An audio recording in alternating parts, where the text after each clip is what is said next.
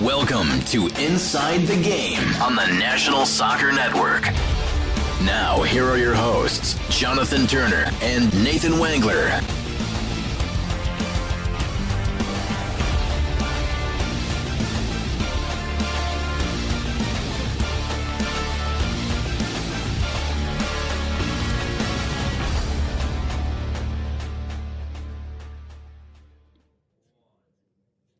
Good morning and welcome into Inside the Game here on this Monday, December the 1st. I'm Jonathan Turner. That's Nathan Wangler, Ryan Glinsky, our producer. It's number 199 here on this Monday morning, just one episode away from 200. And we're excited to be back here after the long weekend. And Nathan, and first and foremost, how was your Thanksgiving?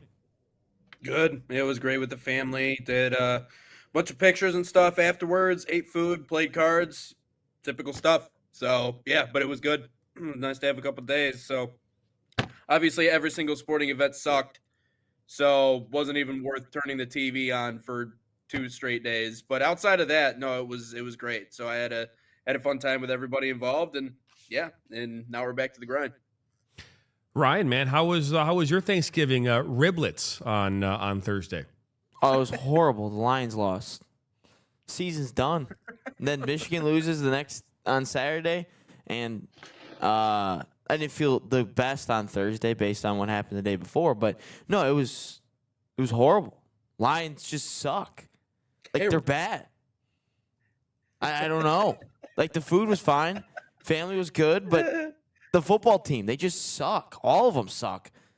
I didn't like it. I didn't like that. Yeah. It's hard. I was actually awoken from a nap, a deep nap, by my dad being very upset at the television screen, and everybody else kind of watching him get upset at the television screen because he kind of became the show in that moment. So, but again, just immediate family, so we all kind of know what it is. But, yep, when Football team sucks. Now we Brad all Holmes agree that has the a little football team is not smartest man good. in the room syndrome. I think that's hurt this team. So I don't know. Yeah, I still don't subscribe to the fact the team is not good. I don't know if I They're subscribe 7-5 to and they can't block anybody.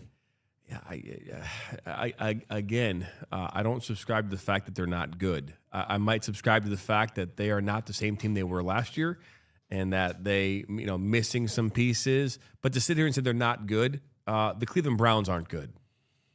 They're New York Jets. They're not good. right? Miami Dolphins, they're garbage. All right. We can talk about a lot of teams that are terrible. They're not terrible. They're just not playing to the standard that some was created here the last couple of years, and we're not happy about that. But to call them garbage and to call them trash, I think that we're, again, just like with Michigan. Michigan lost to Ohio State because they played. Michigan is not good. They're not a great team. They're a good team. They're not a great team. They're just a whole bunch of mid. And so I think, again, when you think about what happened with 2 years removed from a national championship, we have this expectation that every time they roll out there, they can go out and win. They beat Ohio State 4 years in a row. They didn't do it this year, right? So there are some things. But remember, there's a period of time there we didn't beat Ohio State for, 10 years? It was like 8 years. It was some crazy number. We had a hard time beating Ohio State for a long time. And I don't know how many years it was specifically, but it was a lot longer than 4 years, right? And so things come and go in waves, right? And right now, we knew this. The Lions last year were, if we look about that division, I mean, it was the Vikings, the Packers, the Lions. All three of them arguably playoff teams. All three went to the playoffs, if I'm not mistaken. Right? So, I mean, when you have three teams from your conference go, and to be fair, the only team that's kind of surprising this year is probably the Vikings. I thought the Vikings were going to show a way better than they did or have been, this season. They don't have a quarterback. Well, I know they don't have a quarterback, but I'm saying that we all believe that they would have been maybe better. I mean, to go from what they were last year, where they were won 12 games. Didn't they win 12 games last year? 14. They won 14 games last year, right? Yeah, so I think about that. I mean, we're in a tough division, and so we're not like if we're in the NFC West. That'd be great. It would be great if we were the NFC West because that division sucks. It's like Seattle always comes out on top of that division with like an 8-4 record or 8-8 record or something like that. Some crazy, whatever it is. I know that the Rams are in that NFC West, aren't they? And obviously they're having a great year. But let's be honest. I mean, who's the next best team in that league in that conference? Who's the next best team? I'm just saying that our conference is extremely difficult for the last number of years, and you have the Bears, who were the worst team in the division last year. Now they're the best team. They're the number one team in the NFC right now. That's what I'm saying. So it's like there's. So I don't call the Lions offensive garbage. Coordinator of the game. Huh? I said best offensive coordinator in the game, and but you have to. You can be critical. You can still be critical, and it's important to be critical because it doesn't. If you're not, it doesn't put pressure on anybody in that front office to kind of get their what up and make a better decision the second time around, because the issues that we're seeing right now could have been addressed. And it's funny how in football, and I was talking about this on Thanksgiving with my dad, I'm like, there are certain things that will always remain true. Always. I already talked about one of them on this show, and that's in order to win, you have to be able to establish a running game.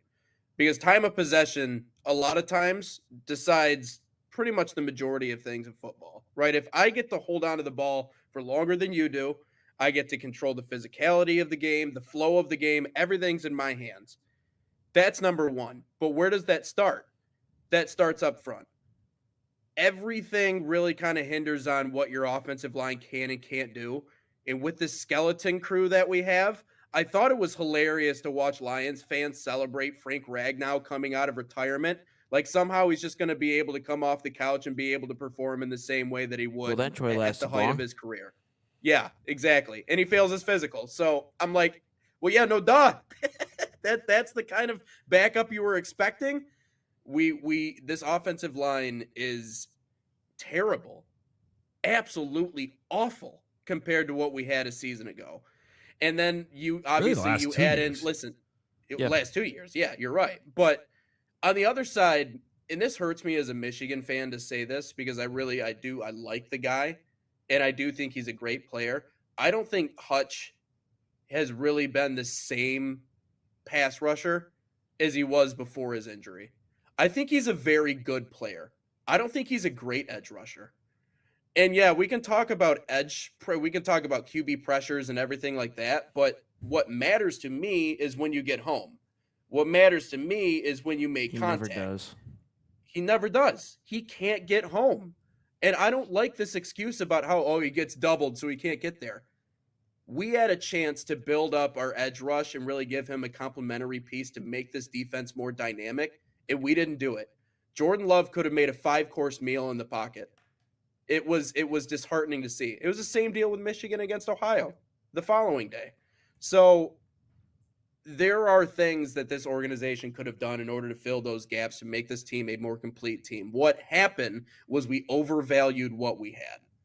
And that's the most concerning thing about Brad Holmes is like, does he have the smartest man in the room syndrome, where he thinks he can just throw anybody out there and they're going to be able to carry us to the promised land? Like, you had a chance to fix the plug these holes and you didn't do it. So now you made the bet, you're going to sleep in it, and we're going to miss the playoffs because of it. That's really disappointing for an organization that was one half away from going to a Super Bowl. So yes, expectations have changed. Wholeheartedly, they've changed. And for the good. Yeah. Again, I don't want to spend the whole show talking about the Detroit Lions. But again, if if we talk about all the things that are happening within the Lions organization, the biggest challenge the Lions have is staying healthy. And so, whether that be the defense last year was it. It's still it this year. We have a number of players defensively who are not able to play. Same thing on the front line, right? On your offensive line, there are a number of players who should not be on the field, but they are because they're filling in holes. I mean, Frank Ragnow. There's an announcement that he was going to be making, coming back. He's got a grade 3 hamstring tear, so basically a complete tear of his hamstring.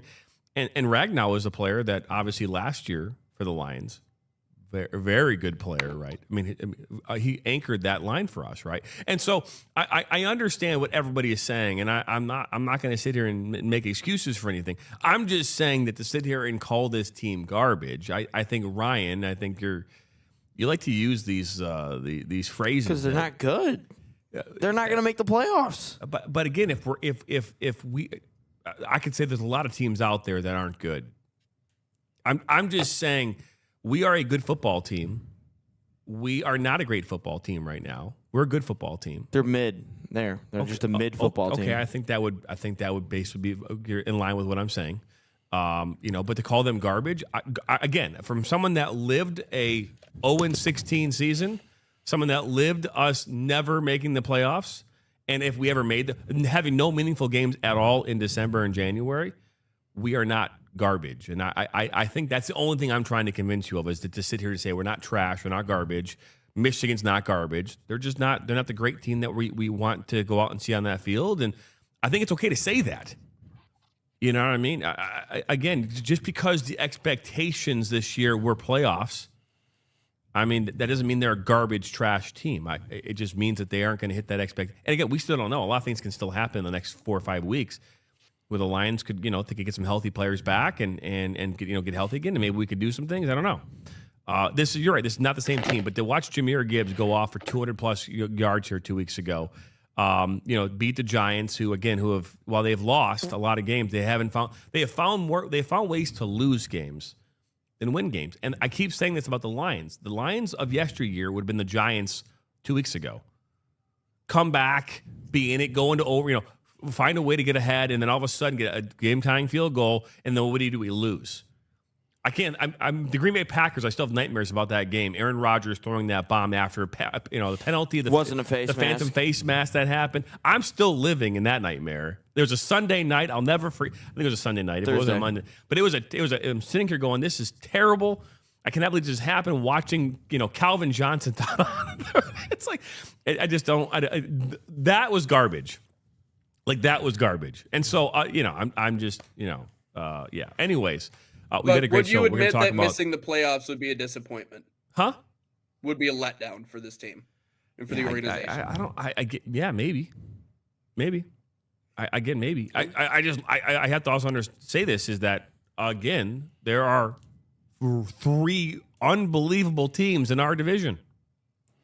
I mean, we almost last year missed out. If we didn't beat the Vikings, we would have finished in second, and we would have been the 6th seed, fifth seed. I mean, that's nuts.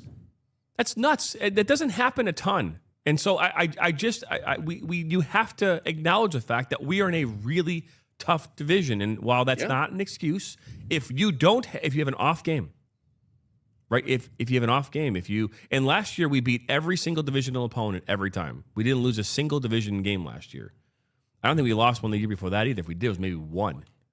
They did. They lost a couple. So my point though is that we did not. And this year, you're gonna other teams are gonna maybe find ways to get past you. And now they have. And it's something that we're gonna have to adjust if we want to get back to the playoffs, especially if this division continues to be as tough as it is. Because it used to just be like the Green Bay Packers and then everybody else. Right? It used to just be them. And maybe the Vikings every once in a while would get like a little lucky. But it was the Packers that would always win this damn thing. And now it's different. Now it's, So anyways. Luckily, we got basketball. We have great show lined up here today. We're going to talk MLS. We're going to talk about some great things happening here at the network. We're going to talk about, I'm sure we have other things we want to get into as well. But a lot coming up here. Don't go anywhere. Number 199 continues this morning here on Inside the Game. Experience the thrill of the game like never before with NSN's Game Rewind. Dive into full match commentaries enhanced with cutting-edge dynamic graphics, Letting you relive the highs and lows of your favorite matches in astonishing detail. whether it's a championship win or a legendary play. NSN Game Rewind bridges the past and future with a broadcast experience designed to captivate. Call 586-304-4405 And start watching today.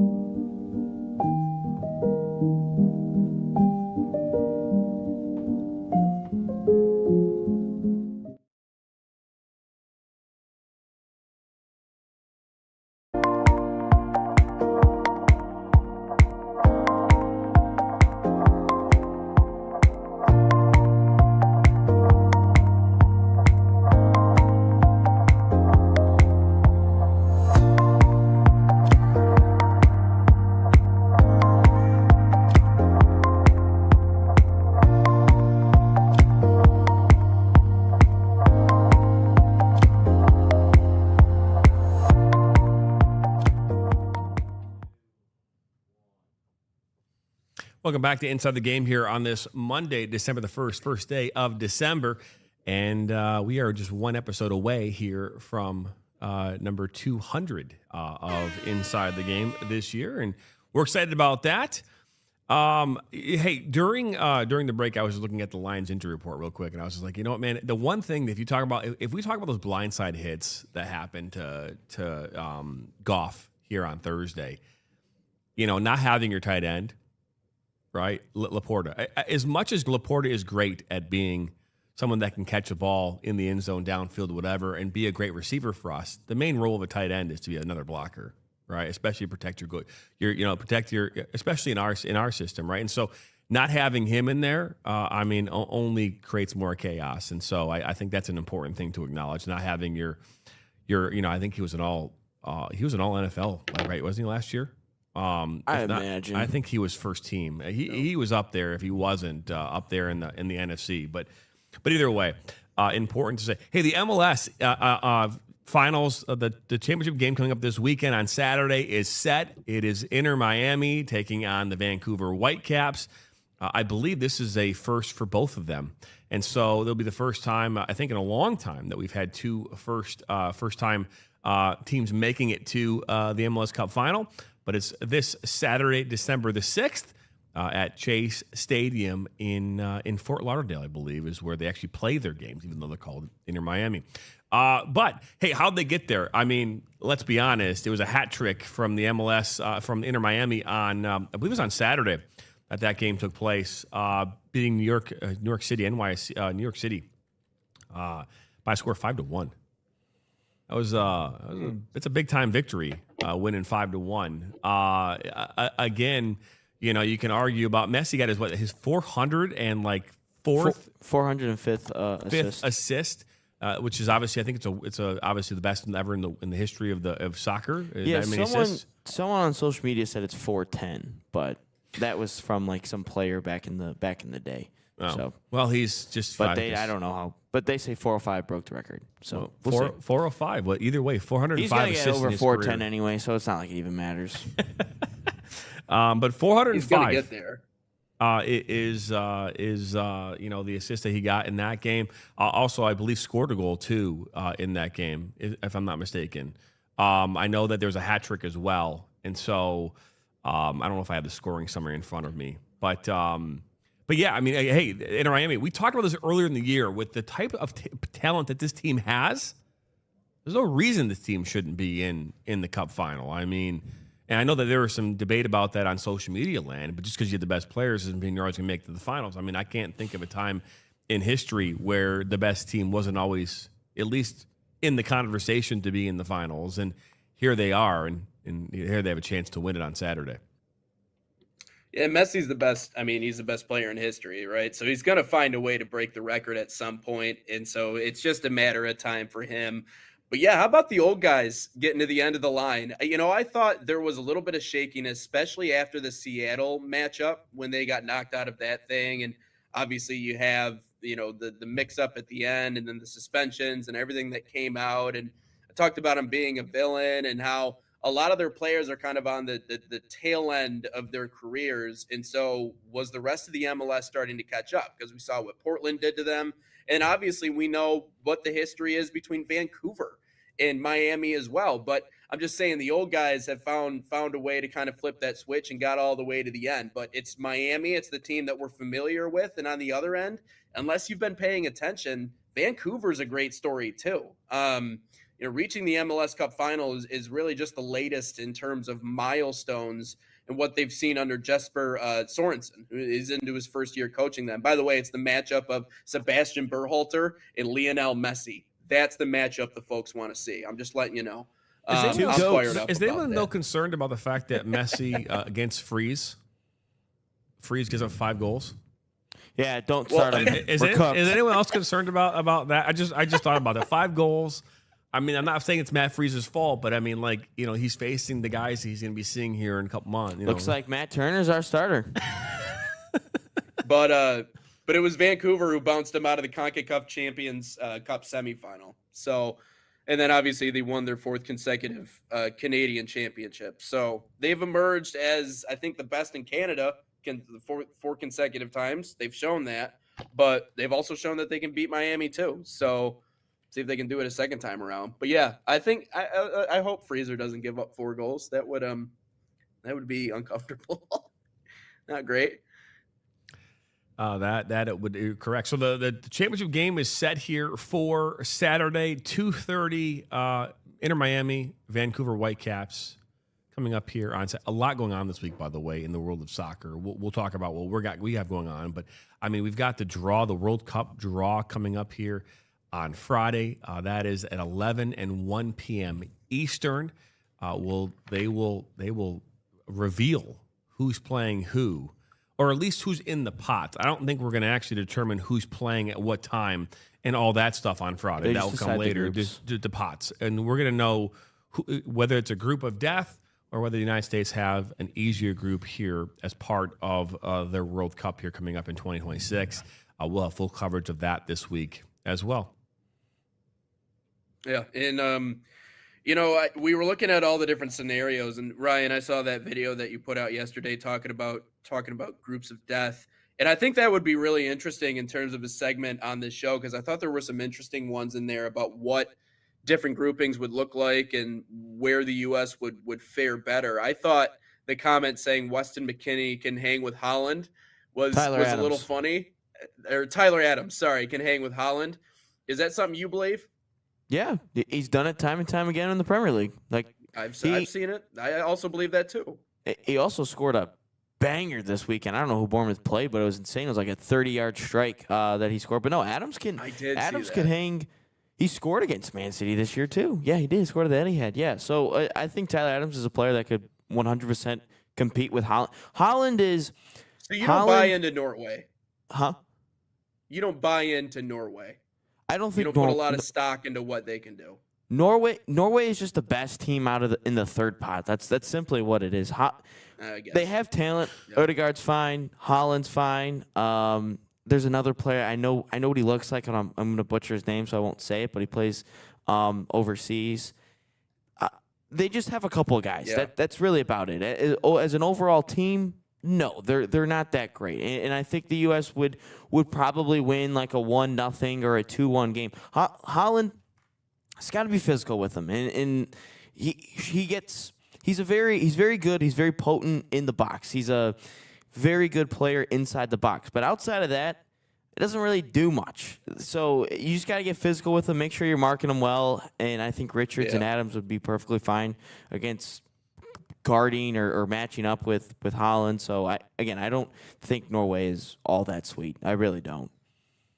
I will say, I do the idea of us being in that pot and maybe giving us an easier route or an easier route into the knockout stages, I think is a little bit is nicer, but there's different combinations depending that might be tougher for this U.S. men's national team. Just the hard thing is I don't think we got the best look at like Japan. I don't think enough people are talking about the issues that Japan could present for the United States. Again, we just didn't see the best version of them in the friendly, admittedly, in which we beat them. So. Yeah, a lot of different combos, but we should dive into those comments a little bit later on because I think there's some good ones in there. I don't want to play Morocco. That's it. I don't want to play Morocco. I don't want to face them. I don't want anything to do with those dudes.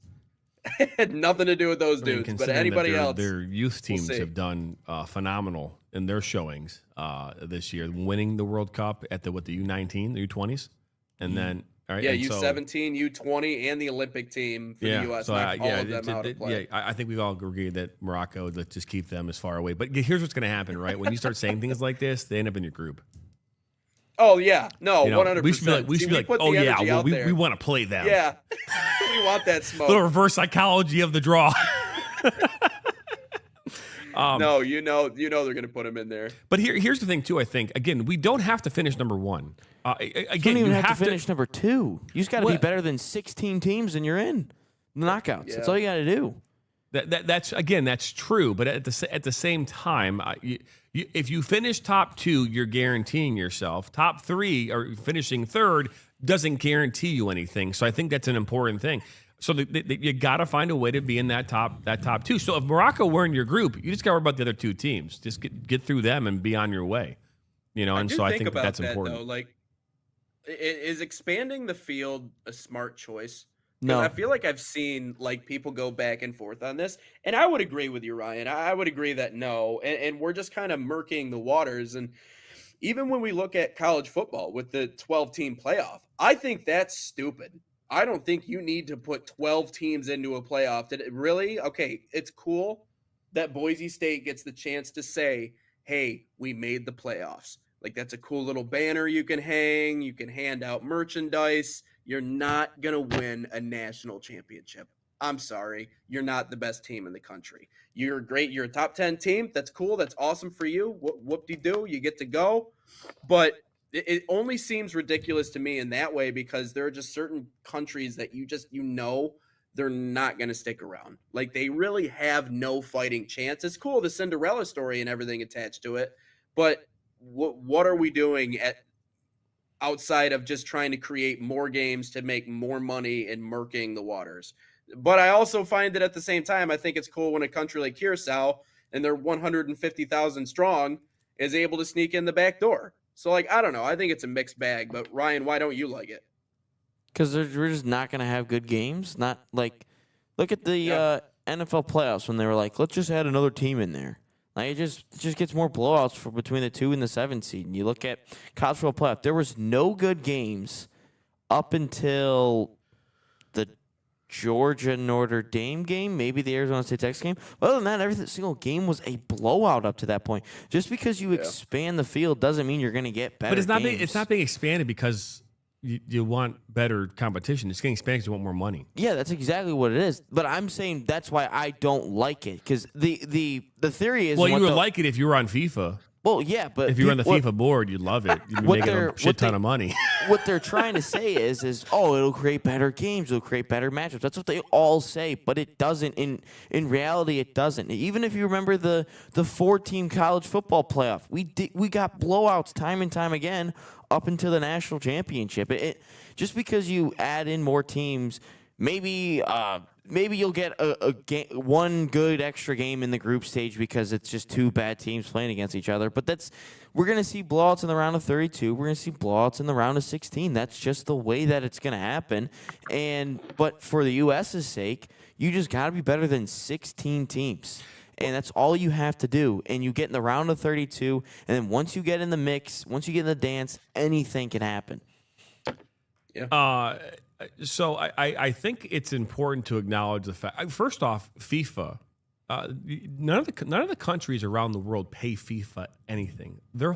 All their money comes from rights deals, all their money, and so they're projected to bring in $8.9 billion in rights deals from the World Cup. Makes sense. Alone, right? So $8.9 billion. Now they're going to have a purse. They're going to pay out. I don't know whatever the money is. Probably $500,000. Sorry, $1 million. Sorry, well, half of $1 billion. I think is what the payout is for the men's World Cup. Somewhere in the neighborhood of $400 million. But I want to think about this right now for a second. I don't know really what FIFA does.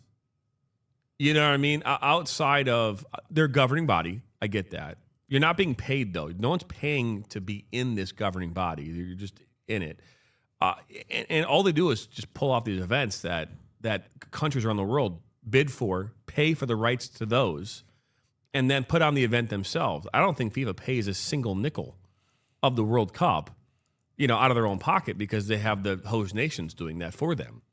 And so, and then everyone wants to broadcast it because why wouldn't they? They want to bring in advertisers. So it's interesting how this whole thing works out. It's almost kind of like a Ponzi scheme in itself, right? Because all they do is just say, we're going to have a tournament here in 2026. And please bid for it. People pay to bid, and then they elect it, and then everyone else pays for it, and then they receive all the rights for it.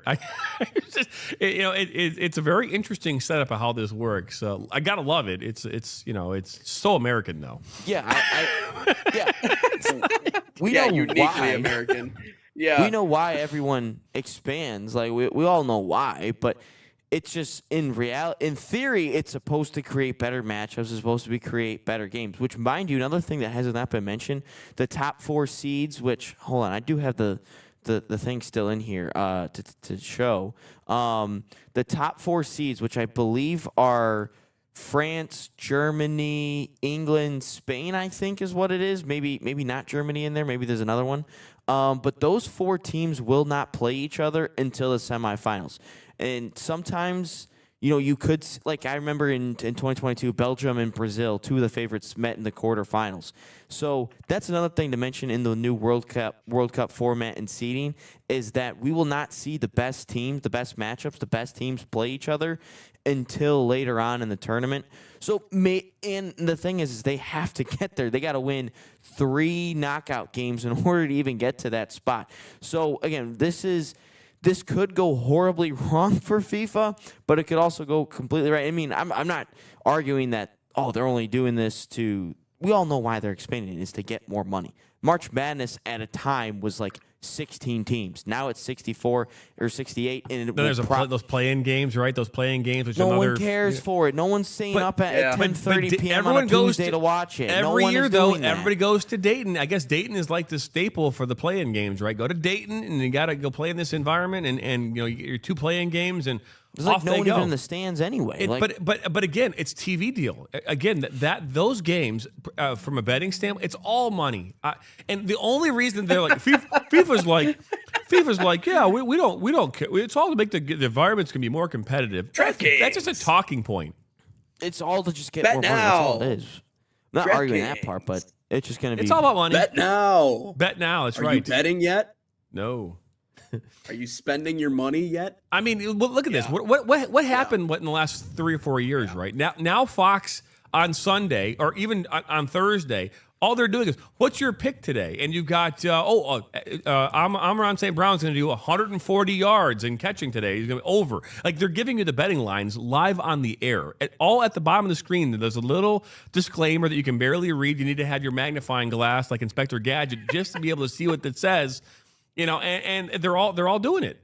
And so it's all about money. And if anyone thinks anything otherwise, it's all about. And you know what? Hey, it's cool. I guess we get more games. There's 104 matches that we'll get to watch as part of the World Cup. Congratulations to FIFA, and they'll bring in close to $11 billion. I was about to say, it's a big difference from million to billion in this cycle. It's pretty impressive. Okay, so obviously we got to the pots. That we made an announcement yesterday. I think we've been talking about this for, at least internally we've been talking about this, about how we wanted to highlight and elevate club soccer in this country. And starting in 2026, coming here in January, we will have our very own club soccer show here that'll come and be available on all of our platforms coming here in January. By the way, you see Apple TV there and Samsung and LG. That's right. Effectively in January, we will be on Apple TV and Samsung TVs on LG as well. So that announcement, it was made, kind of as part of this process, but we haven't actually officially announced it. But yes, we will be on Apple TV here coming here in January, so you can catch us and download us on any one of those TV platforms on your TV. But our goal is to highlight club soccer teams, players, coaches around the country. We will do that each and every time we turn on the camera and go live or record here each and every time for that show. You'll be able to watch that show again on all of our platforms. Look out for more details of when that show will air here in January. It'll be hosted by members of our crew here, whether that be me, Ryan, Nathan. We'll be bringing that to you here starting in January. Yeah, that's awesome. It's really cool to see. A lot of cool clubs to highlight. First of its kind, by the way. There's never been a national youth soccer club show ever. And so we are happy to do that as well. So 10,000 clubs, by the way, in this country. To think about that and put that in perspective. That's how many youth clubs.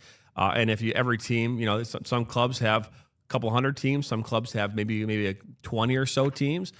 Some clubs have maybe like 1,000 teams. And so that you can just imagine how many players are participating in the game of soccer here in this country. We're happy to start that process of highlighting clubs and players and coaches here in January.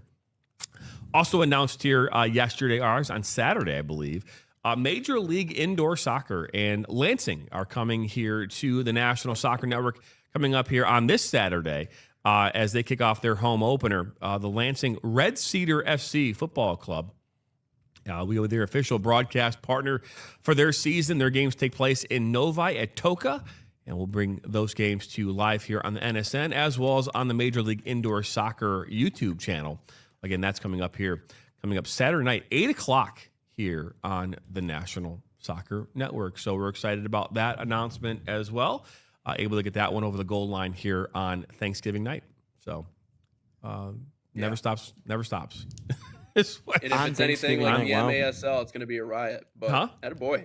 On Turkey Day. Attaboy. I know. So Major League Indoor Soccer, and we've also got MASL. MASL kicked off this weekend on the platform as well. So don't forget about that. We had 3 games this weekend, 2 on Friday, which were on Golazo, but now available on demand on NSN, as well as we did have the live event of the I-70 showdown between St. Louis Ambush and Kansas City, which Kansas City took both of those this weekend, and currently, obviously, are first in the MASL standings as of today. But we will have all 96 broadcasts of Major Arena Soccer on our platform this season, so don't forget to check that out. A lot of games coming your way, Friday, Saturday, Sunday, up here on the National Soccer Network.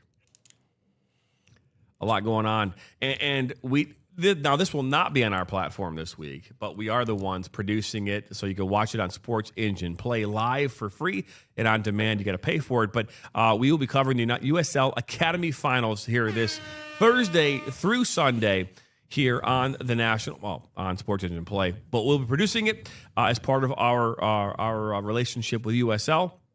There are, I think 16 teams traveling into Bradenton, Florida, just outside of Tampa Bay, at IMG Academy. We'll be covering those games all the way from the quarterfinals all the way through the finals on Sunday. Those games will kick off at 10, noon, and 2 on Thursday, and then noon and 2 on Friday. I believe noon. Both games are at noon on Saturday, and then on Sunday we'll have the third place game at 9, and then the final is at noon. So all those games again can be watched on Sports Engine Play here later this week, which also means that come Thursday and Friday, we will not have our show here this week as well, because we will be busy producing games from Thursday So sad. on. I know, right? It's sad. Maybe we could do a broadcast and the show at the same time. I mean, if we're not doing anything on the National Soccer Network platform, I mean, we could. It is. It's possible. It's just a matter of getting it all to pulling it all off. But yeah. Also coming up here on Saturday, we've got Sunday, the UPSL quarterfinal matchup. Chicago Nation is at Pittsburgh. The Riverhounds are home of the Riverhounds, where I think it's. I don't know the name of the actual stadium though. But the Riverhound Stadium, I think maybe what it's called. But they're in Pittsburgh. We'll be covering that game. I'm not sure if we actually know who they're playing yet. I know there was the matchup. I'm not sure if it was on the UPSL website or not, but Chicago Nation was the Renegades. It would have been the Renegades and Bowles Athletic Club Capital City Islanders. So that game was supposed to be played on Saturday, but we have no updates as far as scores. So, but yeah, it would be between the Renegades or the Capital City Islanders. We'll know more about that, but that will be played here on Sunday in Pittsburgh. Yay! Ryan seems really excited. Lots of stuff. That looks like a cool stadium Lots to go of going to. on. Here's what we're going to do. We're going to step aside for another break. We come back. Let's get into some mailbag. I know we had some comments. A lot of things happening over the weekend. We've gained a ton of traction on TikTok here over the last couple of days. We'll dive into that. But don't go anywhere. 199 continues here on this Monday, December the 1st. Are you ready to create unforgettable moments for your audience? NSN offers professional live streaming and full broadcast services tailored to your needs. From high-quality production to exceptional coverage, We ensure your game or event becomes a spectacle to remember. Book your next game with us today call 586-304-4405 to schedule your broadcast. and let NSN bring the action to life like never before.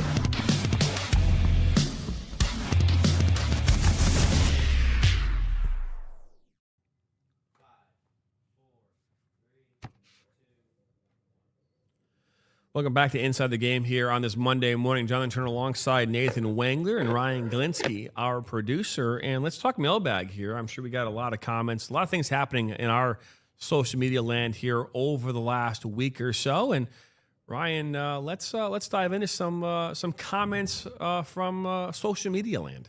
Yeah. So let's.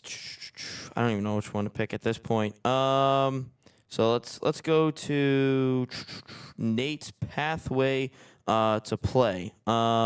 He says, if we have this guy from Hot Dog Man, 300 million people. This is kind of like what all Americans kind of say about soccer and how we aren't good at it. He says 300 million people in this country, and we can't even find 25 players to seriously compete against the world. Yes, we need revamping in our system, the youth system. Yeah.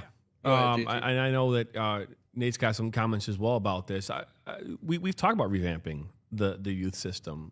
The biggest challenge in all of this is the money side of it. We talk about it all the time.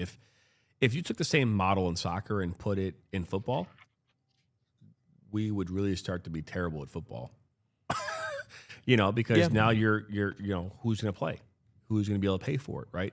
And I think that's obviously an important thing to acknowledge, right? And so yes, our system needs to be revamped. There's no question about that. Do I think it's a hindrance? I absolutely do. And if this strategy will create an opportunity for players who otherwise wouldn't be seen or have a chance to play, then I'm all for it. But again, as long as there's pay to play in this country, we're always going to be in a spot where, especially when it's like, dog eat dog, my club versus your club. And we just talk about how we're going to be highlighting clubs. But I mean, let's be honest, the best clubs in this country are the best for a reason. And when they're the best for the reason, what does that mean for the player who's coming in? It means that their mom or dad are willing to drive, willing to pay, willing to do this, that, and the other in order to get their kid into that club so that kid can go where? To the next level, which is collegiate play, right? Division I scholarship on the line. Where do I want to go, right? And so all those things feed into this whole mentality. And so mom and dad don't want to say, if you're asking me, I want my kids to go to the best school, I want them the best teachers, I want them the best this, best whatever, they can have the best that money can buy, I'm going to provide that to my child. No one's going to say, I want to go to the third best team in the state. Who says that? I don't think anyone says that. I think if you are trying to get your kid to where you think they are supposed to go, you're going to take them to the best place, not the third best.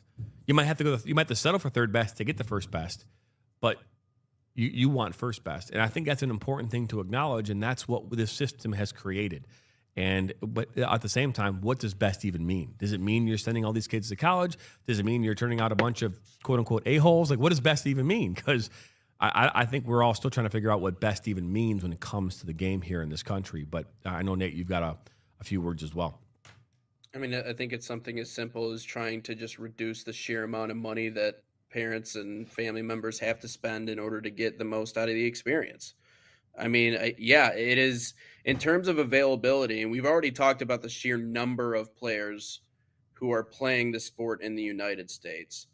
But what's most important, I think, in all of this is that you have, and I see this in baseball too, and I remember talking to certain players who came from just poor areas, and, specifically when it comes to Black Americans being represented in Major League Baseball. I've had a lot of talks with players that have come through, West Michigan, who have said it's not that they don't want to play.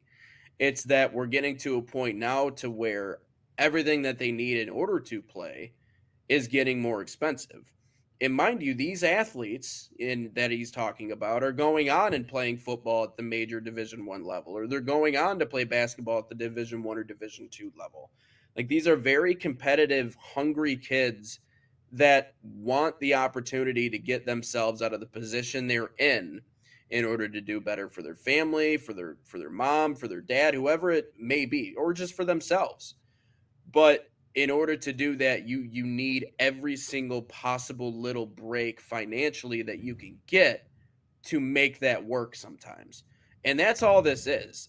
Honestly, the fact that we're talking about competing internationally when it comes to reducing the cost of playing for the youth, I don't really think the two are necessarily directly intertwined. Now, if you get more kids to choose soccer over the other major sports, culturally, you're going to shift things. And then it plays into what we can do internationally, because we saw that growth of hockey and really what was kind of an exponential growth in the United States. Now we're one of the best at playing the sport in the world. That used to not even be in the conversation. So it's little by little that eventually all that builds up to now we have a crop of players on the national team that we know can confidently can go compete with the best in the world. I know there's layers to that, But the most important thing in my mind is just how can we cut costs for families, wherever it is, however it looks. And I think we, being us three, we understand the financial struggles that come with every single day, but maybe not to the same extent as the families in question.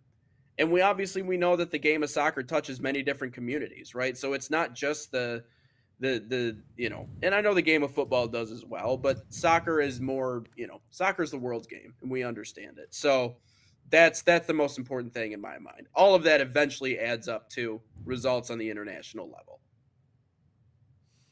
Yeah, I agree. And I know, Ryan, obviously both you and I played in the club soccer environment as well. And I can tell you, obviously it's vastly changed since I played. You were more closer to it than I was. I did coach it here many years ago. And I told this in previous shows about the club soccer environment and how, again, at times it felt like numbers in, numbers out. Right, I would imagine on some level a player today, a student today in the college environment might think of themselves as only a number in a large pie, right? And so, do they have the individualism that they want? Or do they feel like they're being recognized in their collegiate experience?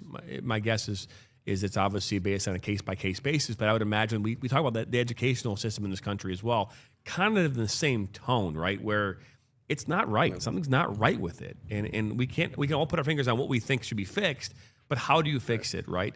And it's too expensive, right? There's too many students going into a lecture hall and no idea who this student even is. I think that could be true also in the club soccer environment where there's, you're taking teams. I mean, you're taking teams that otherwise maybe wouldn't even be in club. They'd be rec. But because they had success in rec, you're taking an entire team and bringing them into a club. And now they're in a club and they're like, oh, we're great. And then what happens with those players? Well, they all think that they're the best thing ever. And so when they go play high school soccer, they think that they're better than every other player. And well, just because they're the best on that one team they're playing, does that mean that they're the best player on their team? No, it doesn't. What scares me is that it so closely resembles like the capitalistic economy that we have at the same exact time too.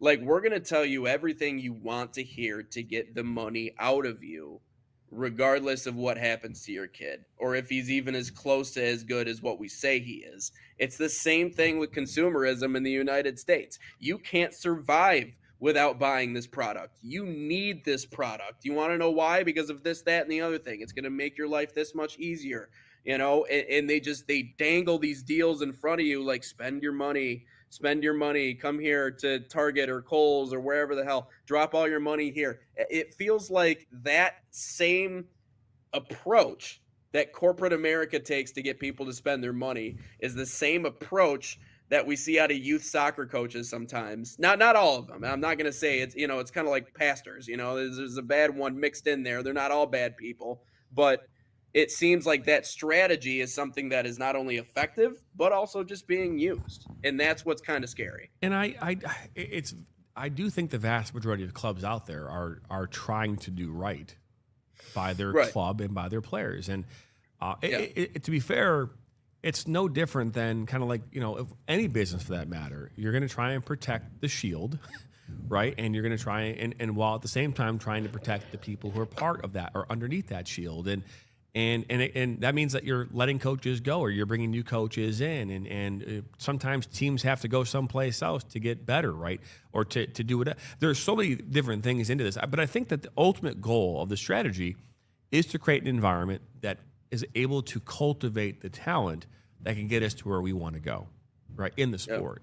Because that's what we're talking about here. We're not, as much as we are talking about, how much it costs to play club soccer or the coaching at that level, really it's about how do I take this big pot, this big melting pot, and how do I find a way to identify players who are in that pot to make their way up, the upper echelon of the club, of the sport environment and compete at an international level.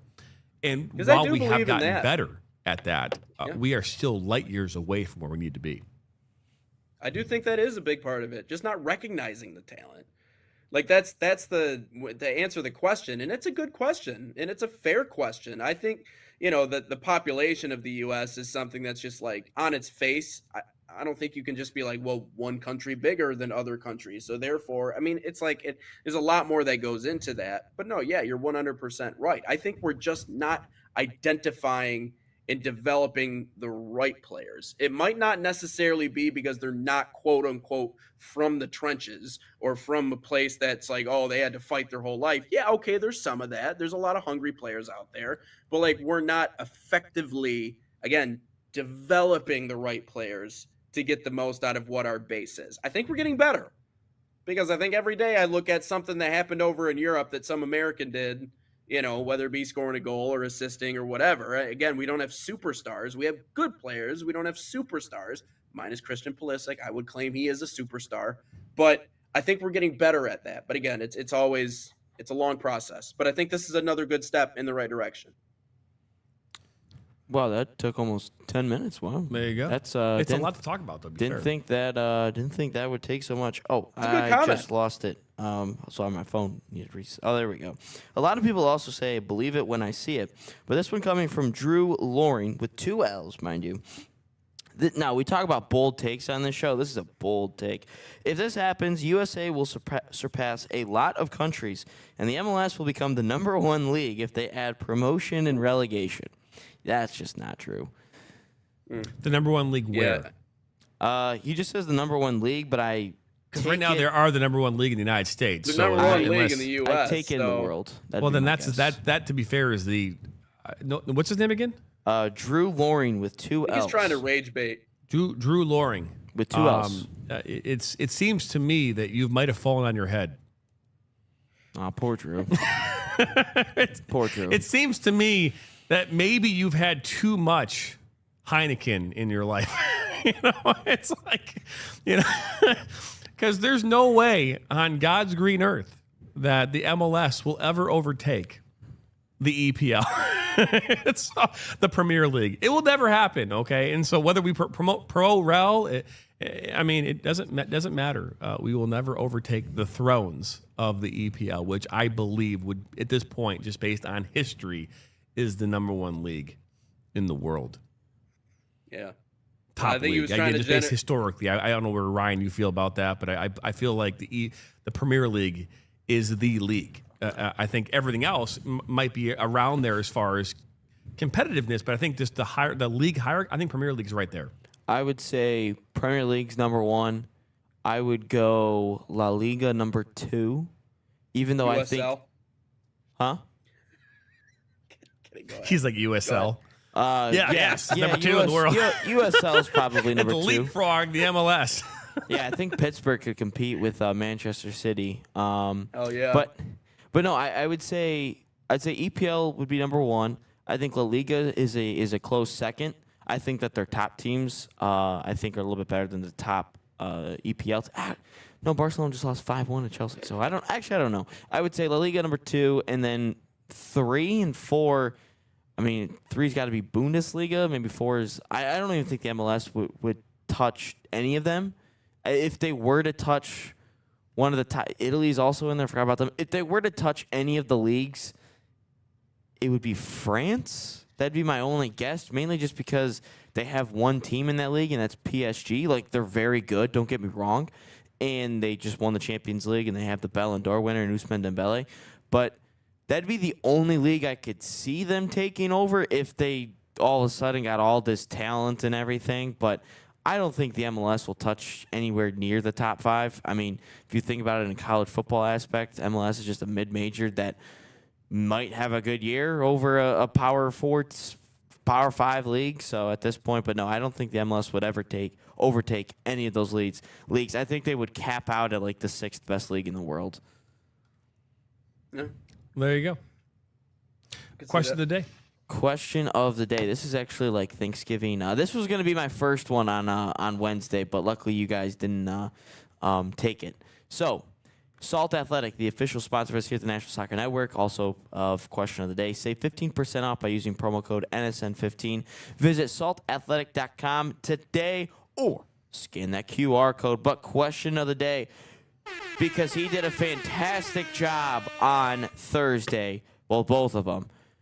Jack White, He was fantastic. Eminem was fantastic. Who would be your dream halftime performance?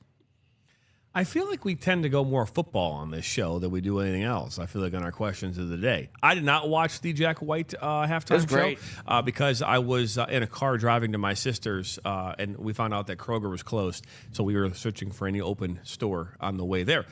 With that being said, my dream halftime show, I don't give a shit because I don't watch halftime shows. But there you go. How do you not watch halftime shows? It's my time to get up and go take a breather, get ready for the next half. I know my wife. Now, you ask my wife that question, she'll probably say Backstreet Boys or something, because, I mean, come on. I mean, to be fair, I think if you were to ask her what concert she want to go to right now, it'd be Backstreet Boys in the Sphere in Las Vegas. Oh. Who? Oh, Missy Elliott. She liked Missy Elliott, too. That was a good one a number of years ago. I don't even know who that is. But, yeah, I don't know if I have. Again, I mean... Honestly, Family Guy. That'd be hilarious. Family Guy? Episode of Family Guy during halftime up on the big board. Yeah. I'll go with Red Hot Chili Peppers. Dude, they were would be a great in the blast. Super Bowl with Bruno. Yeah, big fan. That was... Love them. That'd be good. I would say the Super Bowl has dropped the ball in terms of Super Bowls over the last couple of years. I don't even know the last. I think the last good one we had was J-Lo and Shakira. That was probably like the last good one we had. Good. Yeah. I don't even remember the other ones. Like the Kendrick Lamar one was It was more about Drake than anything, and I was like, this is what you're gonna do is your halftime. This is like what artists For want to do. pageantry, rap is a hard one to do.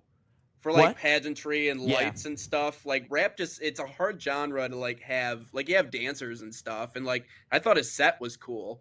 Yeah, And that was all obviously the cool. song took over the world, but like it doesn't like jump out at like rock does, Like I don't know.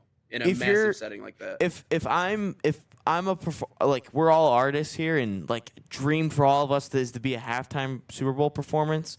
Yet I got picked and I made my performance all about you guys. Like that just sounds dumb. Like Kendrick made it all about Drake. Like every single Yeah, thing was about that's true. Drake. Like if I'm Drake, I'm like, well, did I just perform the halftime performance? Because everything's about me in Yeah. this. But my dream performance. Linkin Park would be sweet because they're great in concert. I think anything country would be good. Not anything country. Thomas Rhett's my guy, so it'd be cool to see him.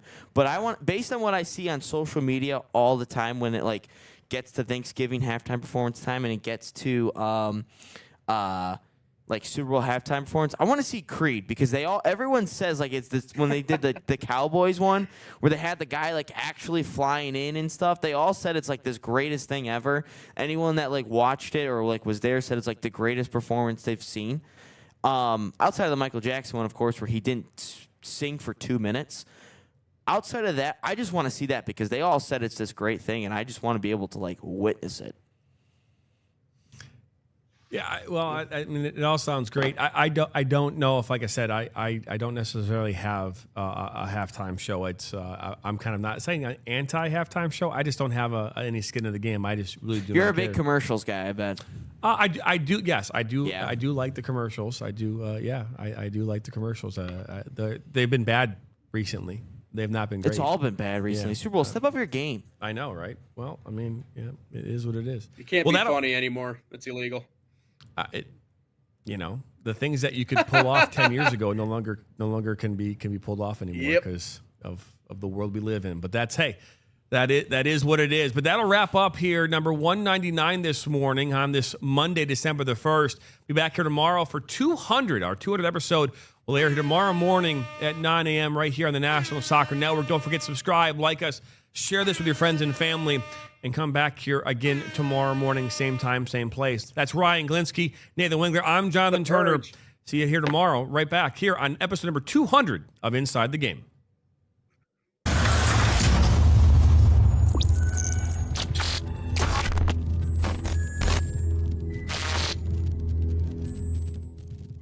From the biggest matches to the hottest takes, Jonathan Turner and Nathan Wengler bring you the stories, the analysis, and the edge you won't get anywhere else.